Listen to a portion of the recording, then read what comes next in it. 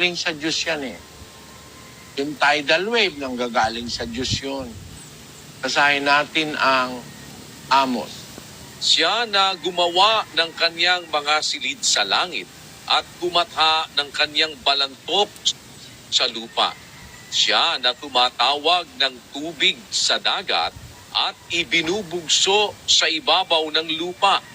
Panginoon ang kaniyang pangalan.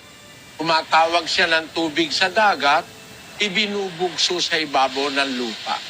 Panginoon ang kanyang pangalan. Alam mo kapatid, yung mga natural disaster, nasa kontrol ng Diyos yan eh. Nangyayari yan pagka ang tao napakasama na ang ginagawa para magpaalaala ang Diyos. Nagpapasapit siya ng natural disaster sa tao. Basahin natin ang Job, Kapitulo 9, versikulo 5.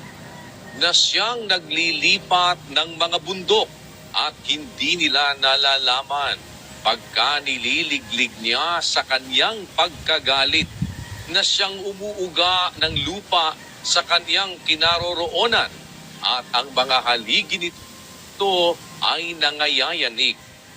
Siya rin ang nagpapalindol, inuuga niya ang lupa.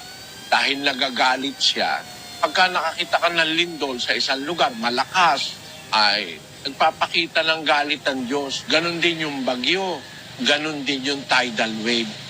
Para wag kang matakot, dapat lumapit ka sa Diyos. Iingatan ka niya sa gitna ng mga yan. Kasi paalala yan ng Diyos para ang tao magbalik loob sa Kanya. Hindi lang natin naintindihan yung mga natural disaster na nangyayari. Bunga yan ng sobra ng kasamaan ng tao.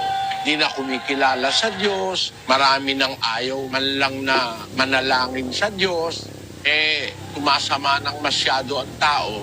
Ang ginagawa ng Diyos, nagpapasapit ng mga ganyan para maalala siya ng mga tao.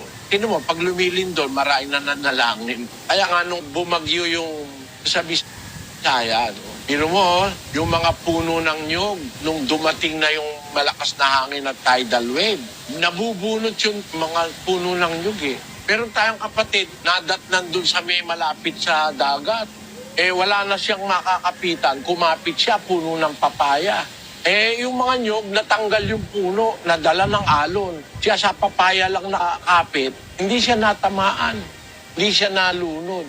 Ayan, si kapatid na Arlene Verona. Itong kamakailan, may bumagsak na tulay sa Taiwan. Yung kapatid na nandun sa barko rin, awa ng Diyos, naligtas siya doon. Nakaligtas siya sa pagbagsak ng tulay. Kung mag-iisip ka, kaya ang nakapagligtas sa kanya, yung naalala niya yung asawa niya sa Pilipinas, kinuha niya yung cellphone niya, umalis siya doon sa punta doon sa may dulo ng barko. At tawagan niya kanya asawa. Nung oras na yon, nung sa akin tulay, siya'y kapatid sa iglesia ng Diyos. Kaya ang masasabi ko, para wag kang matakot sa bagyo, lumagay ka sa tabi nung nagpapabagyo at magtiwala ka. Kagaya nga nun sa Yolanda. Biro mo, umapit lang siya sa papaya, yung mga nyog nagkakatangay, yung papaya hindi natangay. Biglang lumakas yung puno ng papaya. Meron talagang ganon. Mas mabuti yung meron kang kasamang Diyos sa buhay, hindi ka niya pababayaan. Sabi ng Diyos, hindi kita pababayaan, hindi kita iiwanan. Iba na yung mayroong kang kasamang Diyos sa buhay. Nakapili na pala kayo.